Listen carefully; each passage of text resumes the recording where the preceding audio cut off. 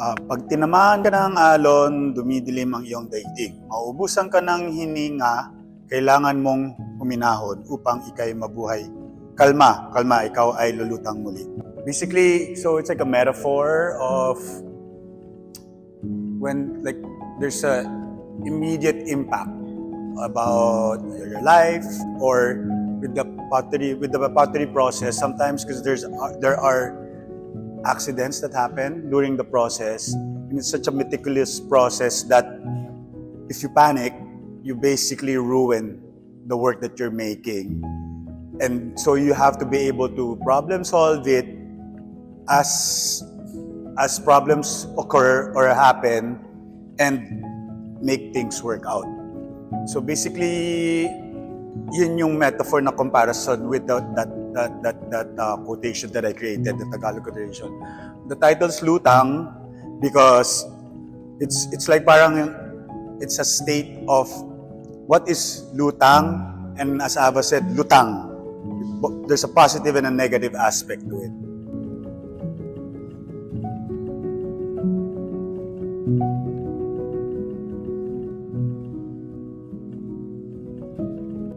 So you look at life in different ways. All of us have problems. All of us also arise from those problems. You have to figure it out. So again, putting it all together, that's why the setup, the pots are like floating. So it's also relevant to how I do my pottery, where there's good days, there's bad days, and I chose it as my life, as my career in life already. And so sometimes lumulutang ako, sometimes lutang yung isip ko. So it encapsulates life in general. And I wanted to create the installation where there's that feeling of tension. I'm sure because you can't see the nylon cord, and parang lumulutang lang yung mga pots. And yet, it will give you that tension where, shit, hindi ba yan malalaglag? Baka malaglag yan, hindi ba yan mapabasag? And yet, it won't. So there's a lot of thought that was put into it because I have an old work in the farm where 15 years ago, it was already on a nylon cord.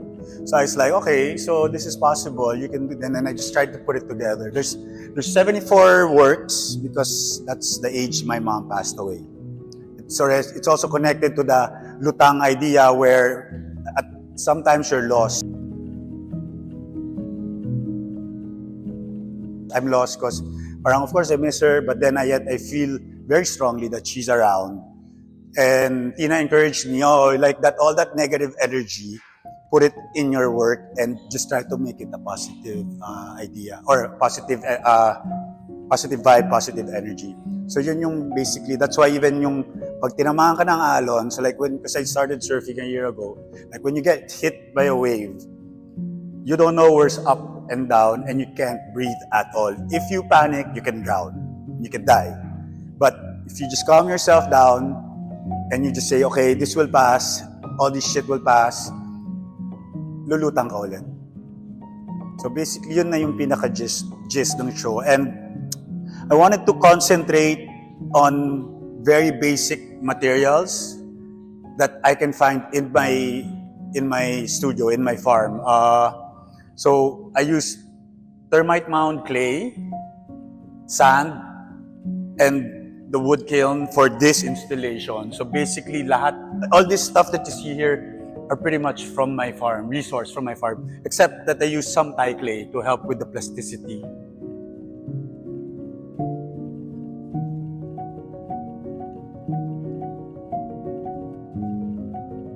I wanted to keep it simple. Why? Because clay is very simple, so I wanted to challenge myself na minimize the materials and use your creativity and try to create a show. Because it's quite obvious that if you make a glaze formula, you can create colors, you can do a lot of texture. I wanted to stay away from that and show people that you don't need much to make with clay. So for this installation, I just used wood, clay, and I didn't even use the wheel. I wanted to emphasize that you don't need the potter's wheel to make pottery, to enjoy pottery, to create beautiful shapes. There's a very, very big misconception kasi na pag nagpottery ka, kailangan, or people like to go on the wheel kaagad. Nothing wrong with that to experience it. But if you really want to learn, you need to do hand building first. Because you need to feel the medium. It's so difficult when you're something new, you put it on a potter's wheel, it's spinning, and you try to grasp it, and you're fighting with it because you don't even understand the medium on its own, and you put it on a machine, and it's already spinning. So parang nakakalito. Like if you ride a bicycle, mano-mano, and you get into an accident na nga. Imagine the wheel as a motorbike and you never ridden a bicycle. You're gonna get into an accident. It's not a pleasant experience. And that's why, and for me, it's like, because my background is traditional pottery. When I lived in Japan, you always have to do hand building first. Then you get on the potter's wheel. This is the learning way. It's okay to try it on the potter's wheel, but if you really want to learn, you need to do hand building. And this is why, like for this part, the only wheel that I used was a hand wheel, so they will go around. And I learned the technique that I learned and saw in Ilocos Norte maybe 20 years ago? Like the traditional way of making palayok. So pinupukpok siya para mag-expand. So I start with a cylinder. The basic on hand building rin is you make a cylinder and then pinapaddle ko siya into shape. That's why you could see the marks there. That's all like the the memory of the paddling. Kaya may parang puk, parang and it's not. And the beauty of it is, it came from a very symmetrical shape. And then parang yun talaga yung hand-built talaga siya. And it's nice because it's like a rhythm. And there's a rhythm to it and there's a sound to it. So parang you get into that Lutang state na as you make it, it becomes a cycle where you don't even think of the shape anymore. It shapes itself as you paddle it. And then the next installation that I made, it's more of to show that potter's wheel naman, the power of the potter's wheel. Like I love the wheel because it's very, very, very, how do you say? It's very soothing also as you learn it. And I challenged myself na, okay, can I make 100 of these in a day? And kaya naman, but what's the point? If you plan, you can finish it naman na in a longer time frame. But then it's more of, my point is, everybody can learn the wheel. It's just a skill. It's a special tool, but there's no, I might get in trouble for this. There's nothing so special about it because it's just a skill.